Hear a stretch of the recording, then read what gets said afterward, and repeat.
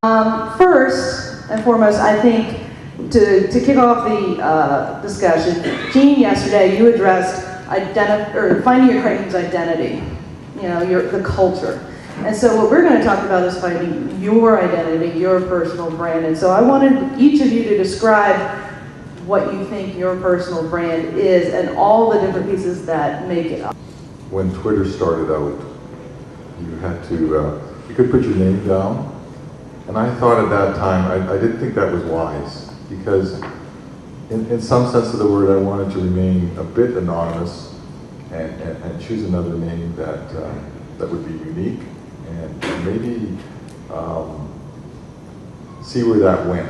It was sort of an experience. I was sitting at the kitchen table, I looked up at the kitchen counter, I added ing, and tinfoiling came about, and so I put that down on the Twitter, and my blog feed became that too. So it's been interesting when people, oh, you're tinfoiling, and then I go, yeah, I guess I am, and I don't even know who that is. For me, it was more a matter of, I knew there was stuff that I was, really excited about, stuff that really got me going, got me thinking. It just kind of feels, everyone kind of has that thing. It just kind of feels like home. Like, I think it's important to you, and that it matters, and you're willing to invest in it. Put your mic up to the mouth, Monty. I talk too loud usually, so I'm trying to spare everybody. And so for me, that was leadership, culture kind of stuff. And so I kind of went out and started trying to find where conversations about that were happening. Right? So I would go on Twitter and start searching hashtags, like leadership, HR, development, culture, whatever it happens to be. And really for me, it wasn't even just a credit union thing. It was, if someone was talking about it inside the credit union space, great.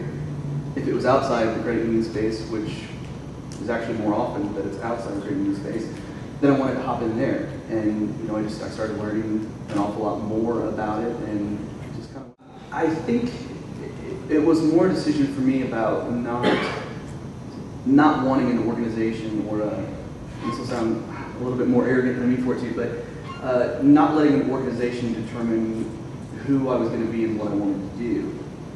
I wanted to figure out what I wanted to do, what made me come alive, and where I felt like I could, hopefully be most helpful to the most people, and then went out and found stuff that kind of lined up with that.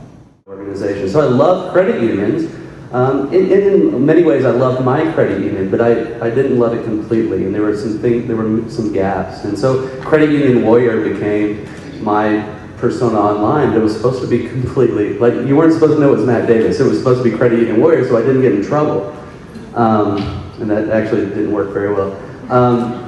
But I think if you were to it's been, I want to say my brand hasn't been intentional, because it hasn't been.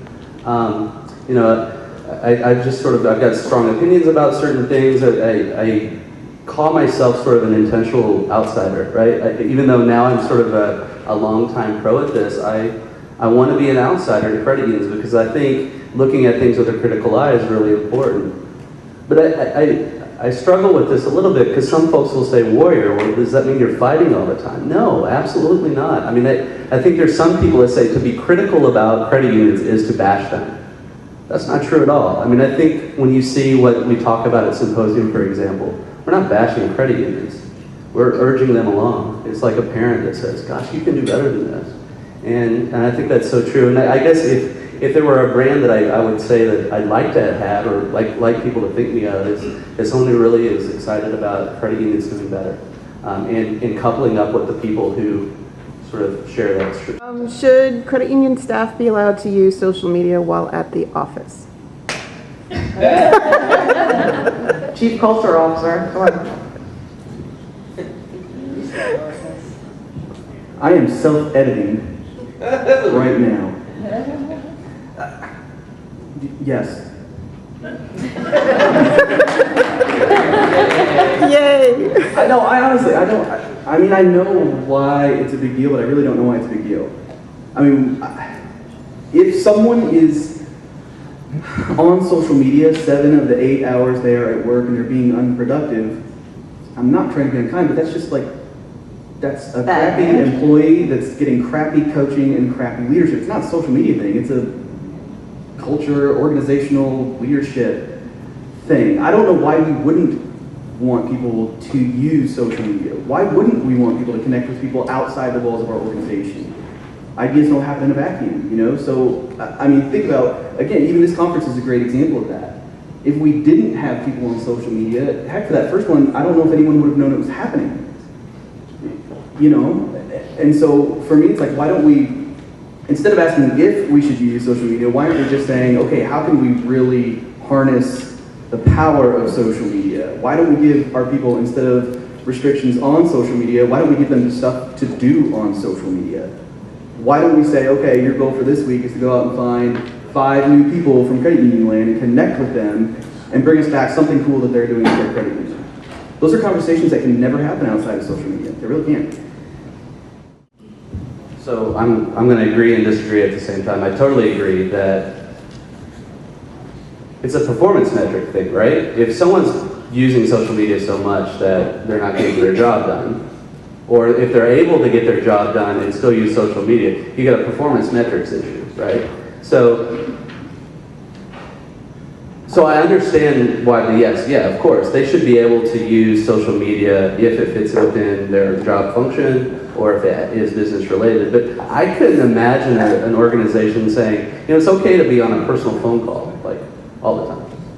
Because I kind of see this as like a communications vehicle. So it matters the essence of the social media, the connections, right? Like, are you using Facebook during the day to talk to your neighbor and talk to your cousin?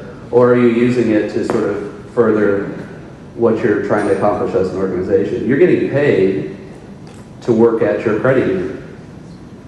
So why are you connecting with folks that are not necessarily credit union related? So I would draw a line in the sand between personal contact, and what I mean by personal is like these personal relationships that are completely removed from credit unions. But I would say absolutely, if it's going to help your organization meet its business objectives by connecting with people in the community, people in your field of membership, absolutely rock on. You can use it, just don't abuse it. And I'm not going to tell a 42-year-old person if they haven't figured that out in their professional career, then I've hired the wrong person right there. If they're going to do things that are subject to controversy for the business that they work for, then I've hired the wrong person. So it's more a matter of trust and discussion, and I think the staff self-regulates. They know if there's an abuser, what will happen.